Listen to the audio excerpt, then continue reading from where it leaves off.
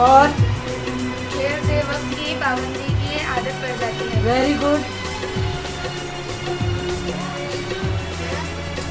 बोलो बेटा। खेलों से जिस्मानी सेहत अच्छी रहती है।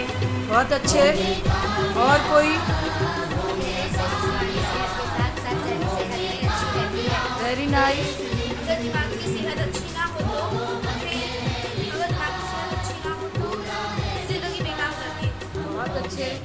खेल के मैदान में खिलाड़ियों को कानून की अहमियत एहतराम का सिखाया जाता है। बहुत अच्छे। वही कौम तरक्की करती है जो कानून का एहतराम करती है। Very good. खेलों से खुद एतमादी में इजाफा होता है। अरे वाह। खेल का मैदान दूसरों की रहनुमाई बेलौस ताउन का सबक देता है।